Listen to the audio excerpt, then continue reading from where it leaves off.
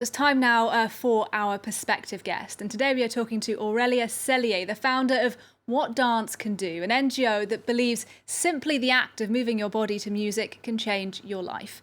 But with the world still gripped by the pandemic, have social distancing measures made the communal dancing experience a thing of the past? Aurélia, good morning. Thank you very much for being with us. Tell me, first of all, why do you believe dancing has such power? Good morning, Nadia. Thank you so much for having me to talk about the What Dance Can Do project today.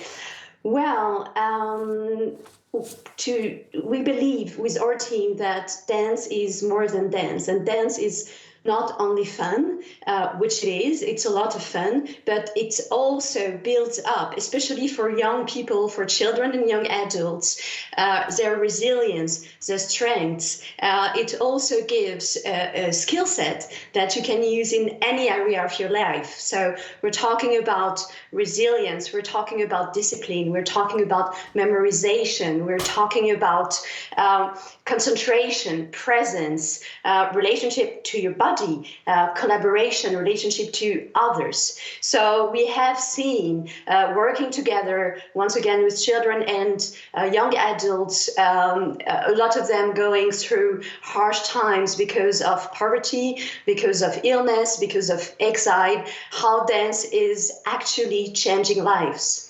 And you founded What Dance Can Do. That is, as you said, an NGO that helps with really, I suppose, some of the greatest challenges the world faces today, from extreme poverty to disability to issues related to migration. And your NGO aims to combat some of these, it has to be said, very diverse issues. How do you think dance can be used to combat this whole range of different problems?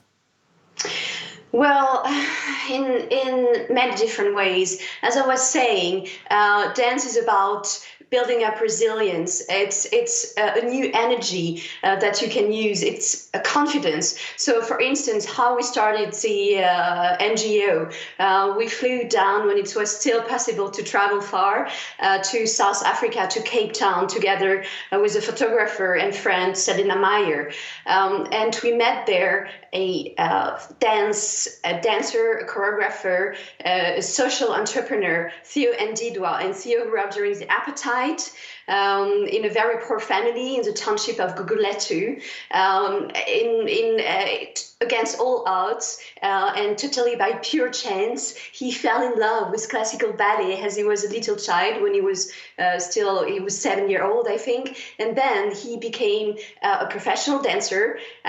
He studied dance in Europe, went back to South Africa. He started his own dance company, a festival, and also a school. And now he's teaching kids in the township of Guguletu. So we were there with Selina to document on the impact that dance can have on individuals and communities. And what we saw and what we heard is kids saying, well, I used to be someone who didn't care. I used to be a child who didn't care. After school, I was up to nothing much, or I was up to no good. As you know, in a city like Cape Town, there is a lot of violence. There is still a lot of crime. And kids were saying, well, since I started dancing, I feel different. I feel that there is a future. I feel this empowerment. And it's not only about becoming a professional dancer. It's about having this energy to be successful at school, to be successful in your relationships, in your private life,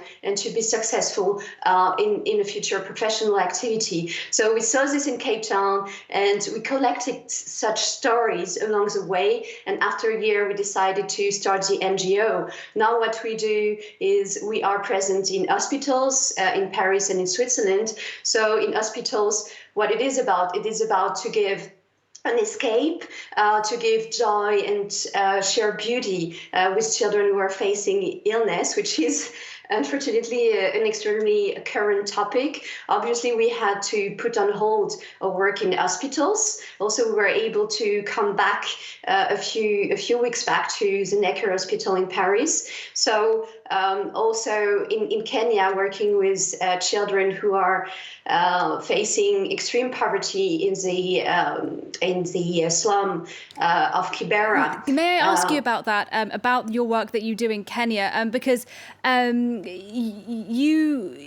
of your dancers are professionals here in London, in Paris, and some of the most sort of celebrated dance schools in the world. How do you avoid the perception that you are sort of, I don't know, sending white people to Africa to teach Africans how to dance? Do you have an optics problem with that?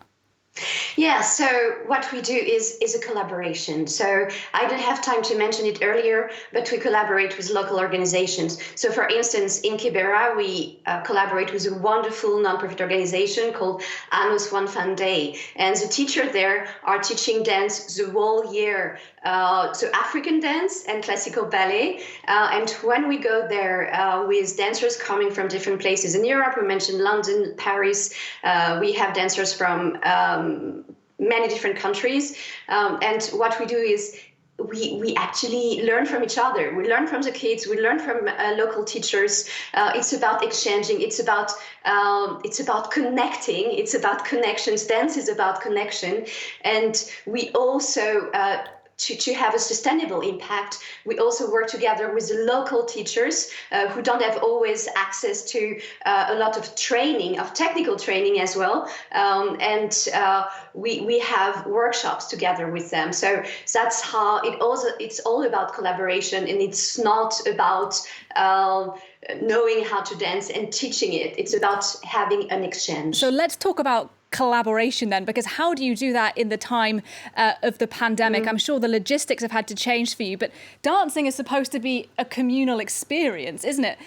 Does it have the same power if we're sort of, I don't know, on our Zoom calls with jolty bad Wi-Fi? Yeah, so it has been an immense challenge, as you can imagine, for us. We had to pause many of our activities. Nevertheless, some of our ambassadors, like Leonore Bolac from the Paris Opera, she's giving dance lessons through Zoom to children in the slum of Kibera. So we were able to continue this. There is a lot you can do at home.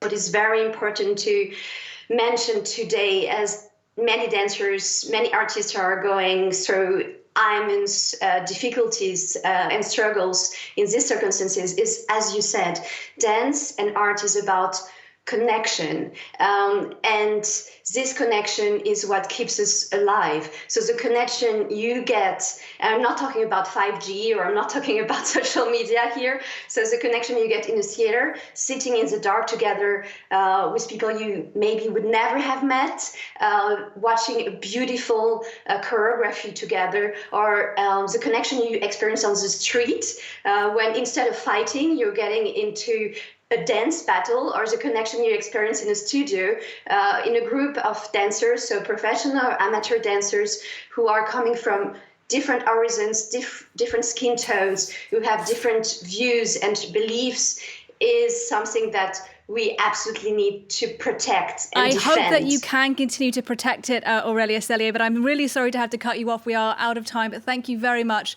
for sharing your thoughts with us on the programme. Aurélia Sellier for us there.